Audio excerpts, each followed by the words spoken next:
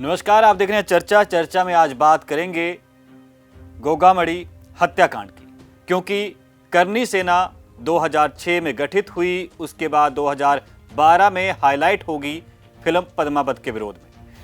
और तक्षक साथ मेरे साथ स्टूडियो में मौजूद हैं, क्योंकि लगातार इस पूरे हत्याकांड और इससे संबंधित जो भी एक्टिविटी हो रही है उसके संबंध में भी इनसे बात करूंगा, क्योंकि इसमें कई गैंगस्टर का नाम भी कई मुद्दों के साथ जोड़कर देखा जा रहा है। और सबसे बड़ी बात कि राजस्थान का मामला और चंडीगढ़ में गिरफ्तारी, कहां-कहां किससे तार जुड़े हैं, कितने गिरफ्तार हुए। तक्षक साहब, आपसे पहले तो सबसे पहले यही जानना चाहूंगा कि जो सुखदेव सिंह गोगामड़ी राष्ट्रीय अध्यक्ष करनी सेना 2006 के बाद लगातार हाईलाइट होते गए, कई मामलों में उनकी संलिप्तता या नाम जोड़ा गया, गैंगस्टरों से भी संबंध बताए गए, गैंगस्टरों के नाम भी उनके नाम के साथ जोड़े गए और कई चर्चाएं और खबरें सामने आई। लेकिन एकाएक हत्या का मामला सामने आया और अब गिरफ्तार किया गया है।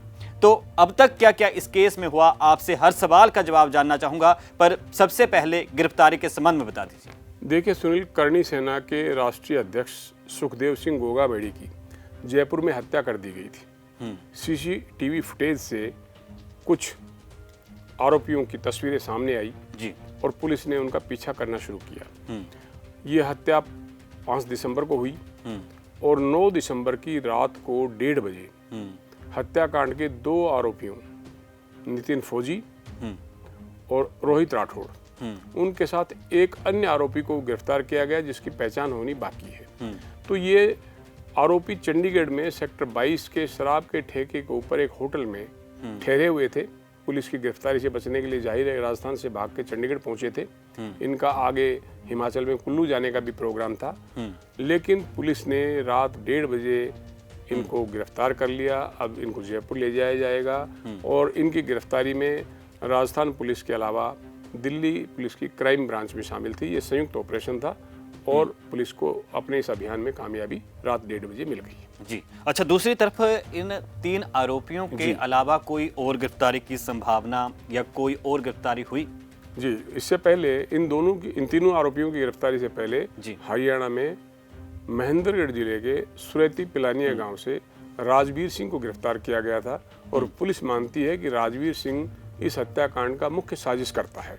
इन तीनों की गिरफ्तारी से पहले उसको गिरफ्तार किया जा चुका है। अब आमने सामने बैठा कर पुलिस इनसे पूछताछ करेगी कि हत्या की क्या वजह थी, किसने किसको क्या जिम्मेदारी दी और इसके पीछे और कौन से कारण हैं जिनके वजह से सुखदेव सिंह गोगामड़ी को उनके घर में जाके गोली मारी गई जी। अच्छा, कुछ वक्त पहले गोली मारी के मसले पर आऊंगा, क्योंकि गैंगस्टरवाद भी राजस्थान में काफी रहा है, पंजाब हरियाणा में भी तार जुड़े हुए बताए जाते हैं, और एक गैंगस्टर की हत्या के मामले में भी इनका नाम काफी उछला था। तो अब इसमें किसी गैंग ने कोई जिम्मेदारी ली है? हाँ जी, हत्याकांड के बाद फौरन बाद जो है एक नाम आया था राकेश गोदारा का, कि जो नितिन फौजी और रोहित राठौड़ राकेश गोदारा के लिए काम करते हैं। राकेश गोदारा को कहते हैं कि गैंगस्टर संपत नेहरा ने ये जिम्मेदारी दी थी, और आगे ये कहा गया कि संपत नेहरा के तार लॉरेंस बिश्नोई से जुड़े हुए हैं, और लॉरेंस बिश्नोई ही नहीं, राकेश गोदारा, संपत नेहरा को, संपत नेहरा ने राकेश गोदारा को, राकेश गोदारा ने फिर नितिन फौजी और रोहित राठौड़ को ये जिम्मेदारी दी, और उन्होंने गोगामड़ी की हत्या करके इस सुपारी जो ली थी उसको उन्होंने पूरा कर दिया जी। अच्छा, दूसरी तरफ अगर कानूनी कार्रवाई की बात की जाए तो अब तक हत्या का मुख्य कारण क्या माना जा रहा है? ये तो जो हत्या के बाद सोशल मीडिया पे एक पोस्ट जो चर्चा में आई थी, उसमें यही कहा गया था कि सुखदेव सिंह गोगामड़ी उनके रास्ते में बाधा बन रहा था, उनके कार्यों में हस्तक्षेप कर रहा था, और उसकी हत्या की वजह तो ये, साथ ही ये भी चेतावनी दी गई थी कि भविष्य में कोई उनके काम में बाधा पैदा करने की कोशिश करेगा तो उसका भी यही हश्र होगा जी। और दूसरी तरफ सीसीटीवी की अगर मैं बात करूं, आपने पिछले सवाल के जवाब में जिक्र किया था, अगर सीसीटीवी इतनी पहले हाथ लग गई तो गिरफ्तारी में इतनी देरी? देखिए सुनील, जब भी कोई किसी की हत्या करता है तो जाहिर है कि वो गिरफ्तारी से बचने की कोशिश करेगा। हत्याकांड के बाद ये लोग कभी स्कूटी पे भागे, कभी बस में बैठे, कभी कहीं छिपे, और अंततः उन्होंने चंडीगढ़ में एक होटल में शरण ली ताकि गिरफ्तारी से बच सके। जी। लेकिन जाहिर है कि कानून के हाथ लंबे होते हैं, जैसे जहाँ जहाँ ये जाते रहे पुलिस इनका पीछा करती रही। और इससे पहले कि हिमाचल प्रदेश में कुल्लू में जाके अपना कोई ठिकाने ढूंढे, इससे पहले ही पुलिस ने इनको गिरफ्तार कर लिया। जी, यानी कि देखिए कहाँ से हत्या का वारदात को अंजाम देने के बाद आरोपी फरार हुए, कितने राज्यों को क्रॉस करते हुए अब नेक्स्ट की तैयारी में थे। लेकिन एक अमित नाम के युवक से पूछताछ की गई, उसकी वजह क्या? ये जो अमित नाम के व्यक्ति युवक से पूछताछ की गई थी, वो नितिन फौजी के सिलसिले में उनसे पूछताछ की गई। वो महेंद्रगढ़ जिले के सतनाली ब्लॉक के एक गांव के रहने वाले थे। हालांकि पुलिस ने पूछताछ के बाद उनको गिरफ्तार नहीं किया, छोड़ दिया। हो सकता है पुलिस को उनकी संलिप्तता उसमें नहीं मिली हो। अमित नाम के इस व्यक्ति से पूछताछ जरूर हुई, हिरासत में भी लिया, लेकिन पुलिस ने उनको गिरफ्तार नहीं किया। अच्छा, जिस वक्त ये हत्या की गई, मतलब गोलीकांड जिस वक्त हुआ, तो उस वक्त वहां पर गोलीकांड के वक्त कोई चश्मदीद थे, वहां पर कोई और जख्मी हुआ, कुछ ऐसा अभी तक आया जांच? देखिए, जो हत्या के आरोपी हैं नितिन फौजी और रोहित राठौड़ जी, वो अपने साथ नवीन शेखावत नाम के एक व्यक्ति को ले गए थे सुखदेव सिंह गोगामेडी के घर। वहाँ 10 मिनट बातचीत के बाद गोगामेडी पर फायरिंग की गई, उनको कई गोलियां मारी गई और क्रॉस फायरिंग में नवीन शेखावत जो इन लोगों को लेके गोगामेडी के घर गया था, वो जख्मी हुआ और बाद में उसकी भी मौत हो गई।